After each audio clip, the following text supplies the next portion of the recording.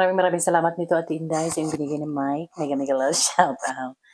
So yun mga friends, today, magchikahan lang tayo habang ako ay buhugas ng plato. So, ganito mga friends, nanaginip ako. Gusto ko itanong kung anong ibig sabihin nitong panaginip ko. Well, sinearch ko naman siya sa sa Google, our best friend. And according to Google, it's not really what it is meant to be. Parang ganun. Anyway, yung panaginip ko, tungkol siya sa aking partner, sa aking jowaers. Doon sa panaginip ko, and this is just last night. Kagabi lang talaga. Yung panaginip ko doon, ewan ko ba bakit yun ang panaginip ko. Yung panaginip ko doon ay tungkol sa meron doon siyang jowa. Doon sa panaginip ko, alam ko na kami, pero meron daw siyang nabuntisan. So, nanganak na. Tapos, dun sa panaginip, ewan ko kung, bigla na lang kami napunta sa para siyang apartment, na parang namasyal kami doon, tapos biglang may babaeng lumapit, tapos yung anak niya daw, baby pa, as in baby pa talaga, may sakit. Ngayon, kailangan niyang dalhin sa ospital. So, parang nalaman ko lang na yung palang anak, yung baby pala ay anak ni Mister. Tapos, pero hindi naman ako galit sa kanya doon sa panaginip. Parang nagulat lang ako.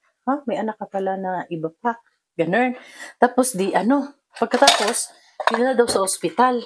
Pero yung focus ng emotion ko is more on doon sa bata.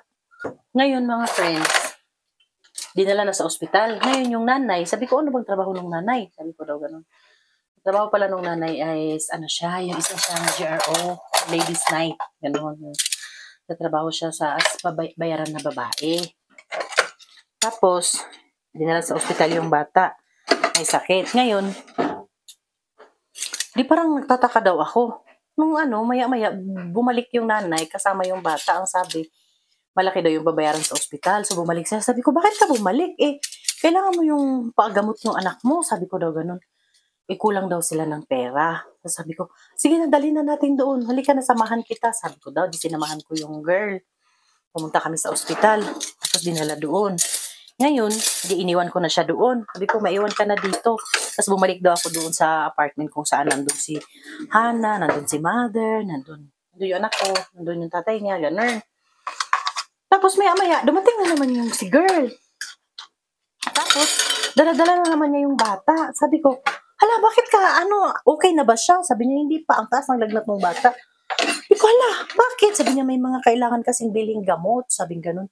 Tapos anong mga gamot to? Para saan daw to? Sabi ko, ganyan, tinanong ko daw siya. Tapos sabi niya, meron siyang pinapakita yung reseta, 2. Tapos hindi ko masyadong maintindihan pero kahit dun sa panaginip, hindi ko rin talaga siya maintindihan kung ano yung nakasulat sa reseta. Sabi ko sa kanya, tara balik tayo, punta natin yung doktor para ma-explain niya kung para saan ba ito, bakit ito, ganyan-ganyan. Tapos yung babae, parang hindi kasi siya, hindi siya expressive, hindi siya makapagsalita ng maayos, hindi niya ma-explain ng maayos. Sabi ko, tara, para matanong natin yung doktor. So bumalik ulit kami sa ospital. Tapos, gano'n na nangyari. Biglang, habang nag-aantay kami sa doktor, sabi ko daw kay Hana, sa anak ko na, adapin na lang natin yung bata. Sabi ko, i-adapt na lang natin kasi nakakawa naman. Tapos yung nanay, wala talaga siyang kapasidad na, yung parang magbuhay ng anak. Kasi nga parang into work pa rin siya, natatrabaho pa rin siya sa gabi. Yung parang, pa rin siya, yung bayaran na babae. Tapos tinanong ko daw yung anak ko. Sabi ko, i-adapt na lang natin to. Sabi ko daw. Tapos si Hana sabi niya, bakit i-adapt? Bakit ko i-adapt yan? Hindi mo naman anak yan. Sabi ko, hindi, kasi kakaawa naman yung bata. Wala namang yung bata kakaawa. Naka-adapt nga tayo ng aso yung bata pa kaya. Ganun. Tapos nandun daw si Mother. Si Mother din, tutol din siya. Ayaw ni Mother. Parang galit na galit si Mother doon sa panaginip. Mother ni Mr. Tapos, biglang kasi kakaawa naman yung bata. Tapos bigla akong nagising. Nagising na ako, friend. Nung pagkagising ko, parang ang sama ng loob ko na parang, doon sa panaginip ko, parang tinanggap ko na lang na si Mr. nga nakabuntis, tapos yun nga may baby, tapos may sakit, tapos yung nanay parang in a way, parang wala siyang pake, or hindi naman sa walang pake kasi tinatry naman niyang dalhin sa ospital yung bata, ganun.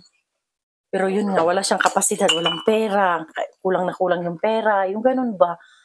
So, tataka talaga ako. Ngayon parang nagising kanina talaga madaling araw, mga alauna. Sabi ko, pagising ko talaga, nakapagmurat ako, putang ina, ganyan. Eh, katabi ko si mister. Tulog na tulog naman. Sabi ko, grabe naman yung panaginip ko. Hindi naman ako nag-iisip na, ala, baka may iba na naman siyang babae, mga ganun. Ay, matagal ako talagang nag-isip. Sinearch ko talaga, search ko pa sa Google ano ibig sabihin ng mga panaginip na ito, ganyan. Well, sa panaginip, lumabas naman, ay, ang ibig sabihin naman doon kay Google, lumabas doon na ano daw, it's about insecurity, about your relationship, na kung mayroon nang na-cheat before, kung nag-cheat na yung bawat isa sa inyo, mayroon kayong trust issues, which is totoo naman kasi may mga ganong issues kami. So parang, tapos, about ano daw, yung tungkol daw sa relasyon nyo na, your current situation sa relasyon yung magjowa, parang may ganon. Either nag-cheat siya, na mayroon siyang tinatago, or may issue sa relationship, parang ganon. Yung ibig sabihin, well, all of the above na lang. Pero, kakawa naman din, no? Kasi tayo mga babae or lalaki na nanaginip ng gano'n. Siyempre, mababahala ka ba na, alam mo yun, yung niluloko ka, mas maganda na lang yung sabihin, o di kaya walayan mo na lang, ganyan, di ba? Anyway, sa madaling salita, sinabi ko sa kanya, pagising niya, mister, sabi ko, mag-usap tayo, sabi ko gano'n. Sabi ko na panaginipan kita, ganyan, sinabi ko yung nangyari, gano'n. Tapos sabi niya, bakit yun napanaginipan mo? Sabi ko, kaya nga baka may babae ka. Sabi niya, baka may babae ako, piste. O baka may anak ako, sabi niya ganyan. Kaya nga, alamin mo, sino ba yung mga chinurba mo? Sabi ko, bakit kaya ganun, no? Tapos dun sa panaginip talaga, kita ko talaga yung parang galit ni Hana na, bakit mo aadapin yan? Ganyan. So, yun lang mga friends. Anong masasabi niyo doon? Anong ibig sabihin ng panaginip? Kasi ako naniniwala ko sa mga panaginip na it's a sign. May mga sinyal, may mga signal yan, mga ano yan. Yung parang, yung iba naman, parang wala lang. Minsan, naginip ka, di ba, na parang may continuation. Meron siyang part 2, ganyan. Kaya minsan, gusto mo matulog ulit kasi gusto mong malaman kung ano yung next, anong kasunod na kabanata. Parang may ganyan, naranasan ko yan before. Sabi naman nung host family ko noon, nung nasa Denmark pa ako, sabi niya, healthy daw yung nananaginip ka. Sabi niya, never ako nananaginip, sabi niya. Mas matanda lang yun sa akin ng 5 years. Sabi ko, never in your entire life. Sabi, no. Sabi niya, hindi talaga ako nananaginip. Wala, lagi ako nananaginip. Ang dami kong panaginip. Tapos may mga ibig sabihin talaga siya. Ito lang yung grabe. Yung parang hindi ko siya mawari. Ano kayang may darating ba? May darating na, a problem or whatever.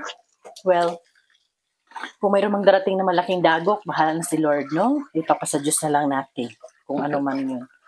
Kasi mayroon talagang ako, my friend, talagang believer talaga ako sa mga dreams na may mga ibig sabihin yun. So yun lang po. Comment down below kung ano ang masasabi nyo. Ano sa tingin nyo kaya ang pahiwatig ng aking panaginip. Maraming salamat. At dito lang yan kay Kinabuhing Tambok. Thank you again. And we are now at 7,000 pieces. Maraming salamat, my friends, sa ating subscribers dyan. Yes, salamat sa inyong suporta. At magandang araw! See you next time, mga kaibigan. Pag-usapan ulit natin ng mga panipanaginip, mga ibig sabihin ayon lamang sa aking experience next episode. Bye, everybody! Diba, hindi pa ako tapos maghugas.